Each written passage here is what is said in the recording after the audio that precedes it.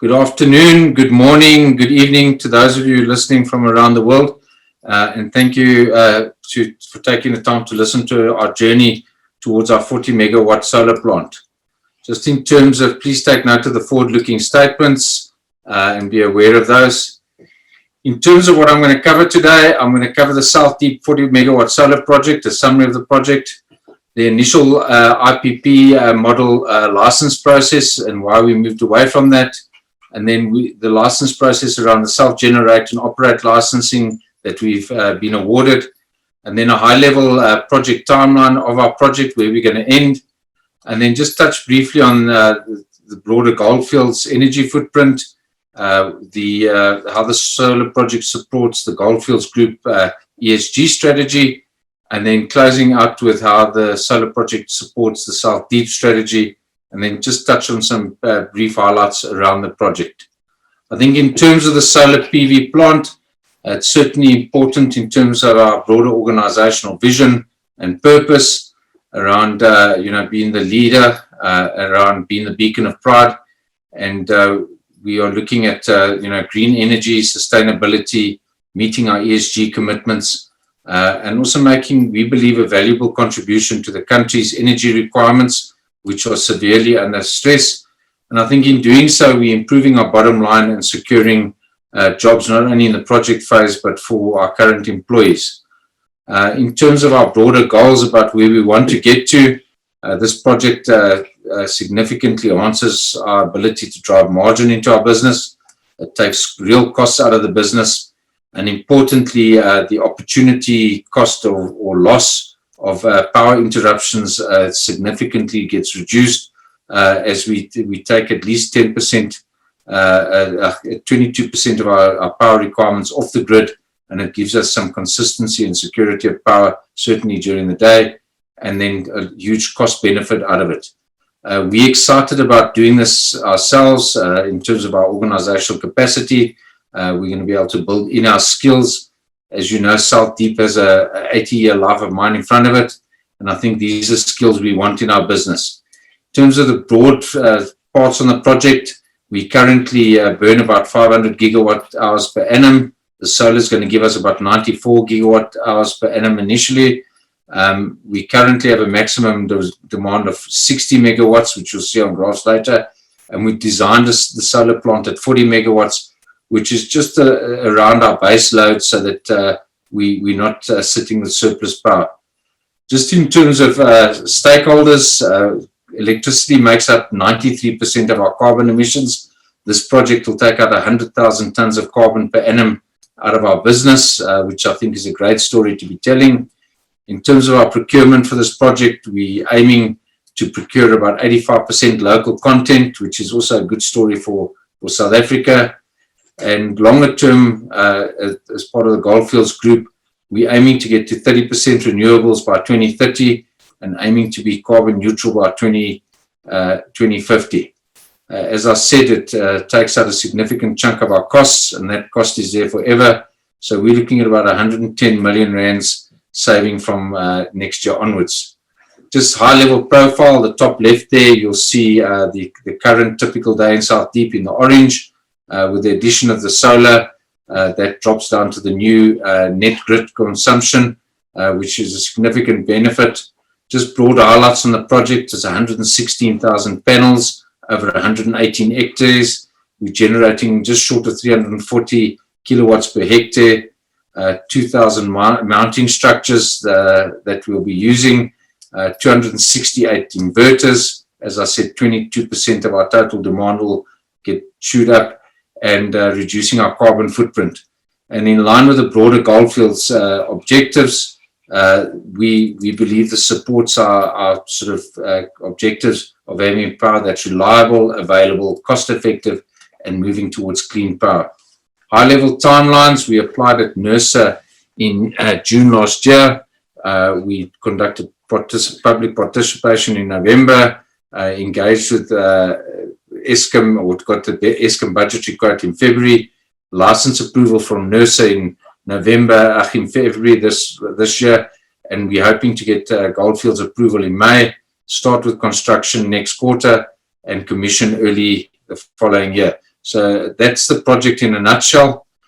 Just think very broadly, the initial IPP model license process, there was 3 elements. There needed to be a ministerial deviation from the broader integrated resource plan from 2010 to 2030. The independent power producer was advised to wait for the updated IRP. There was a draft put out in 2018, which we followed up on through our IPP. We then applied for a deviation from the IRP in 2019, but that was limited to 10 megawatts exempted. And eventually, during 2020, the minister approved the deviation from the IRP. Our environmental authorization got approved during that stage in 2019. And we also then got a cost estimate letter, which is a part of the Eskom approval process from Eskom, which had subsequently lapsed. I think in terms of the self-generate and operate license process, we took a view that we'd want to own, build, and operate. We then embarked on this in June last year. We submitted an application for a 40 megawatt license.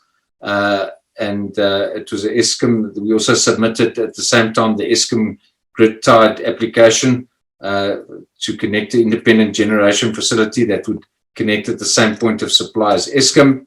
Those 2 were submitted in June last year.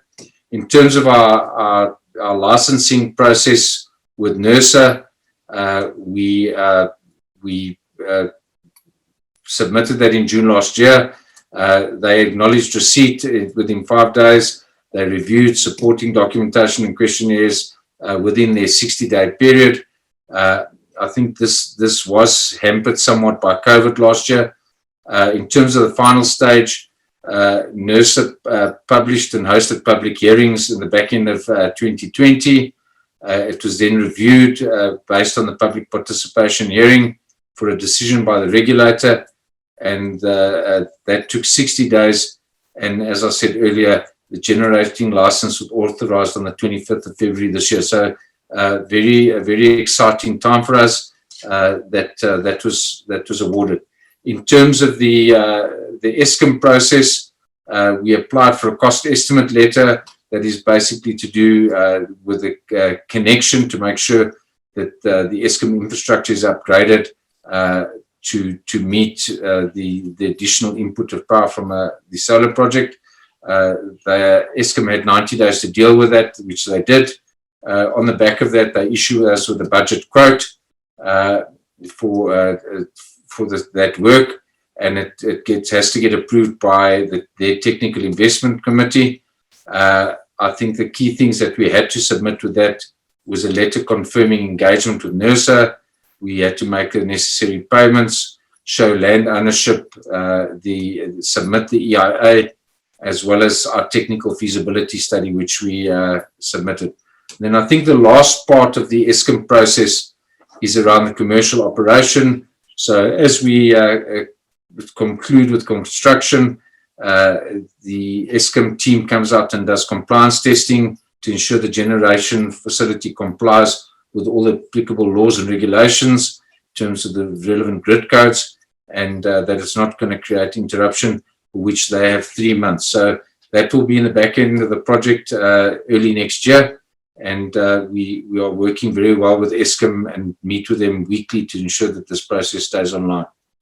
I think just very high level, what I've said, June last year to December, we ran the NERSA process. January this year, we did the Eskom cost estimate letter. February, NERSA approved the generating license.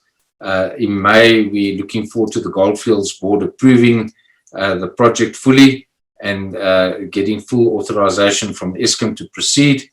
We'll commence construction in August. We believe we can drive that really hard, and we're hoping to commission and do the Eskom compliance testing in Q2 2022. So a fairly tight timeline for 40 megawatts, but the project team has gone into a lot of detail, and we're fairly confident with this timeline. I think just a broader Goldfields perspective, energy spend annually is about $257 million, or 16% of our OPEX. Costs us about $110 an ounce. We're using about 1,200 gigawatts of electricity per annum. Currently 1% solar and 2% wind renewables across the group. Our carbon footprint, reduced by 9% by solar and 3% by wind. And then just a sort of long-term 2020, it's 1% solar, 2% wind. By 2023, we'll be up at 9% solar, a big contribution from South Deep, and 3% wind. In the Australia region, the 4 mines there, currently their makeup of power is 1% diesel, 92% gas, 2% solar, and 5% wind. And by 2023, there's some movement in that with more solar and slightly more wind. In South Africa, we're currently 100% Eskom or coal, and by 2022, we'll have moved that on to 22% solar. In West Africa, currently 100% gas. The West African team are currently looking at solar and will be hopefully motivating projects to also move to renewables and solar. And then in Peru, they're currently using diesel, but the new Solaris Norte project that they're building in Chile will be 30% hydropower, 70% gas, and by 2023 they will have also introduced 3% of solar. I think in terms of the broader Goldfields ESG strategy, certainly from our perspective, it's around delivering enduring value in partnership with all our stakeholders, and that's our people, our communities, our stakeholders, and our shareholders. And I think the key elements where the solar project plays a vital part is in priority number 4, pursuing decarbonization and building resilience to climate change in terms of the commitments we've made in terms of the Paris Agreement. I think priority 3 around unlocking shared value for both for the communities and other stakeholders, and that includes the business because we build margin into our business that is going to help us weather volatility. And then priority 10 around building reputation and brand. ESG is a hot topic at the moment, and certainly this is a space we want to operate in, and the commitments we've made to get to 30% by 2030 and carbon neutral by 2050. I think in terms of the South Deep strategy, I did touch on this on my introduction, but it's around being the leader. It's building pride, with all our stakeholders. It's putting margin back in the business so that we can get down to $900 an ounce. We're certainly excited about our own people operating this and building that skill and capability into our business. I think in the stakeholder and financial place, I've touched on it around ensuring we put value back into our business, and that we also we meet stakeholder expectations. And ultimately, we hope that that's going to continue helping us become a safe, low-grade, bulk, mechanized, and profitable gold mine. Just in terms of the 40 megawatt solution, some of the work the team is busy with is, as we look at the green line of our typical day and the blue line of the solar, and the net grid consumption being the red. One of the challenges in our interactions with Eskom has been the normal morning and evening peaks, and a concern raised by Eskom is obviously as the solar comes off, everybody's arriving home, cooking dinner, running baths, and similar thing in the mornings, and they get a double spike. So one of the things we are looking to do is how do we shift maintenance activities into this evening and morning peak window to take pressure off our teams, of Eskom, to ensure that we don't add to their woes, and try and keep that red line flat during those periods, and hopefully even try and dip it a little bit. In terms of where the solar plant sits, that's the footprint there to the bottom left-hand corner of the print. You can see the mining complex, the Twin Shaft complex. You can see it's significantly bigger than the mining footprint, and it's close to us, so we'll be able to look at it proudly out of our office windows every morning and ensure that this continues to deliver enduring value for our business. Thank you very much for taking the time to listen to me.